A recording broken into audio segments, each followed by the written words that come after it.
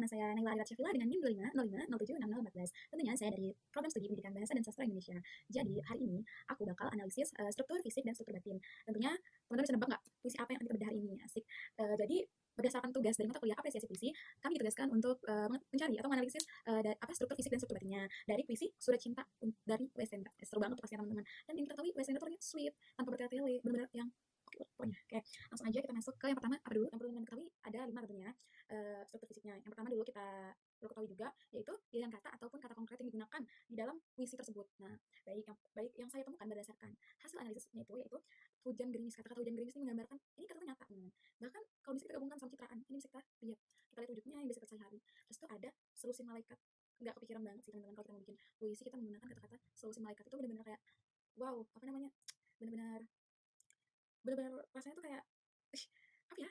Kayak nggak expect aja rasanya menurut aku. Terus tuh yang aku tahu lagi tuh ada kata-kata Putri Duyung. Nah, Putri Duyung yang artinya itu kayak sesosok yang ada di laut yang bisa yang kita bayangkan pasti indah bentuknya, bener-bener yang kayak nggak kepikiran deh juga gitu lah. Jadi kayak digambarkan sebagai Putri Duyung tuh kayak oh my god, seperti teman kita tahu juga Putri Duyung pasti kita dalam penggambarannya kayak oh my god, pasti berbakat, pasti kayak cantik, pasti ini seru lah kehidupannya si Putri Duyung ini. Terus juga itu apa lagi ya yang ada di puisi itu 1000 tangan gaib. Oh my god, 1000 tangan gaib aja juga kita nggak akan kepikiran teman-teman dalam membuat puisi. Tapi ada buktinya Wes Hendra bisa menggambarkan bayangan atau menggambarkan suatu hal lewat kata-kata konkret ini benar-benar best banget.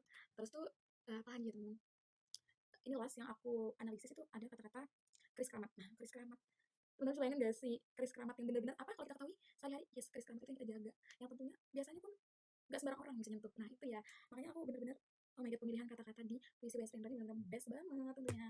Nah itulah kata-kata yang menurut aku dia bukan hanya memiliki arti denotatif tapi juga mengandung makna konotatif yang dapat memperkuat suasana romantis, suasana serius yang digambarkan, suasana penuh harapan yang ada di dalam puisi ini teman-teman. Baik itu saja pilihan kata dari aku yang aku dapat dari analisis puisi ini. Terus yang kedua itu adalah citraan. Nah kita masuk ke citraan. Let's go. Kita masuk ke citraan. Nah tentunya citraan itu apa dulu nih teman-teman? Citraan langsung aja kali ya. Citraan itu adalah penginderaan. Nah, atau yang bisa kita rasakan. Nah, yang aku dapat dari puisi Surat Cinta W.S. Hendra ini, yang dibuat oleh W.S. Hendra itu yang pertama citra penglihatan. Nah, atau bisa kita bilang visual. Nah, seperti yang digambarkan dalam puisi tersebut itu di muka kaca jendela. Nah, kaca jendela kita pasti lihat kan teman-teman. Pasti ketika kita membaca puisi tersebut itu pasti membayangkan kaca jendela. Terus di muka kaca jendela kita melihat apa yang digambarkan dalam puisi tersebut. Terus yang kedua bunga-bunga. Bunga-bunga itu kan kayak pasti langsung tergambar di visual kita. Kayak oh iya bunga-bunga. Nah itu sangat menggambarkan dan makin memperdalam arti dari puisi itu sendiri.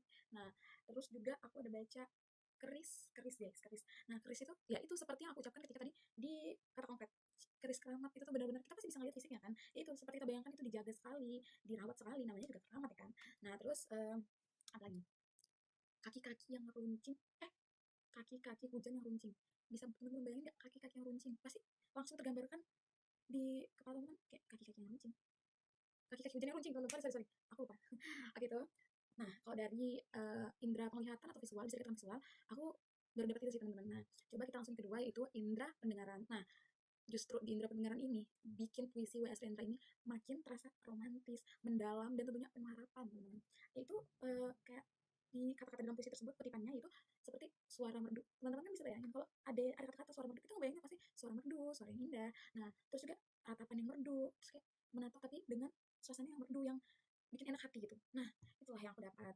Nah kalau untuk perasaan citra-citra perasaan itu kita bisa lihat sih dari kata-kata kayak aku cinta kamu, aku melamarmu itu tuh juga termasuk menurutku dan itu menggambarkan perasaan dari si W.S. Hendra itu sendiri. Nah, perlu teman-teman tahu juga, imaji ini juga bukan hanya untuk melihat ataupun mendengar ataupun merasakan sesuatu secara cuma-cuma, tetapi itu juga menambah rasa kita dalam membaca puisi tersebut itu makin makin dalam, makin makin kita lebih bisa pahami dan relate bahkan sama kehidupan kita. Itu sih teman-teman. Baik, langsung aja kita masuk ke Majas. Let's go Majas. Oke, kita balik ke Majas. Nah, Majas yang digunakan dalam puisi Surat Cinta bagi W.S. Hendra ini ada beberapa Majas. Nah, yang pertamanya ada Majas personifikasi. Kutipan-kutipan yang menggunakan Majas personifikasi itu yang aku dapat sih ada langit menangis. Terus tuh angin mendesah. Itu tuh kayak benar-benar nggak apa ya, nggambarin sikap kita yang kalau ada di fase ini teman-teman benar-benar kayak apa ya rasa yang kita rasain gitu. Rasa yang muncul di hati kita gitu. Terus tuh di puisi ini juga menggunakan Majas hiperbola tentunya. Majas hiperbola itu ada kutipannya itu apa ya? Kalau ingat dulu 1000 tangan gaib 1000 tangan gaib agak too much ya namanya juga hiperbola. Nah jadi kayak benar-benar ada akan ada selalu tangan, oke akan ada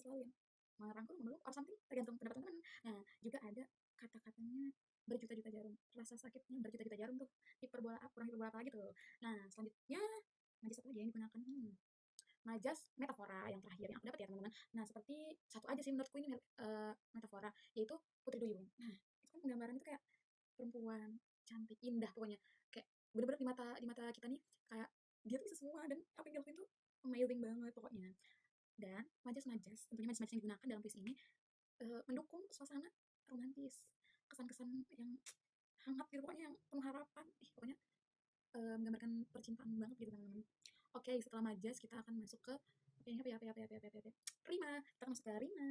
Nah, rima sendiri yang digunakan dalam puisi surat cinta dari W.S. Rendra itu yang aku pahami dia menggunakan rima yang bebas atau tidak terikat aturan, menggunakan pola AA, menggunakan pola BB. Nah, itu kayak mengalir aja sih, kayak bener-bener bebas. Nah, gitu. Nah, selanjutnya kita bisa masuk ke apa ya? Tipografi. Oke, kita masuk ke tipografi. Let's go. Baik, selanjutnya kita masuk ke tipografi yang digunakan dalam puisi surat cinta W.S. Rendra. Nah, puisinya sih kalau secara tipografi nggak ada aturan ya, maksudnya kayak jumlah barisnya juga kayak nggak kayak empat baris baru empat baris satu bait empat baris, tidak, dia tidak beraturan, dia kayak jalan aja ngalir aja sejalan sama rimanya, jadi dia tuh bener-bener tipografinya ya jalan begitu aja.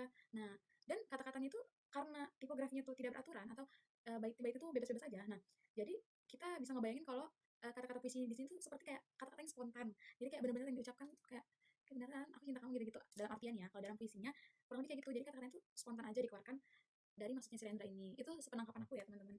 Nah, setelah kita membedah struktur fisik dari puisi ini, selanjutnya kita masuk ke struktur batin. Baik, kita balik lagi ke struktur batin puisi Surat Cinta by Wes Rendra. Oke, yang pertama kita akan mengetahui tema dari puisi ini.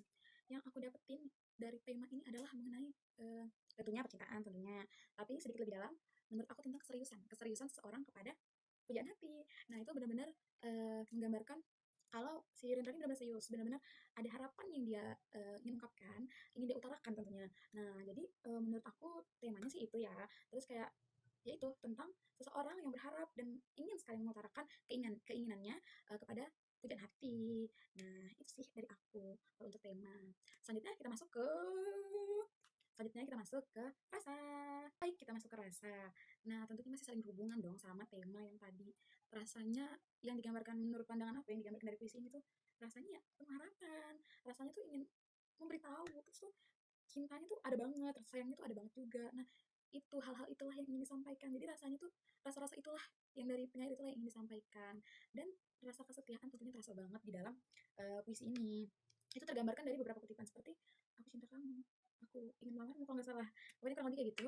Nah, itu tuh benar-benar menggambarkan harapan, betul kayak mengutarakan cintanya yang tulus kayak gitu. Menurut pandanganku rasanya seperti itu. Nah, coba kita masuk lagi ke apa ya, aku lupa. Adalah pokoknya kita masuk ke satunya. Oke, kita masuk ke nada. Ternyata aku ingat itu nada.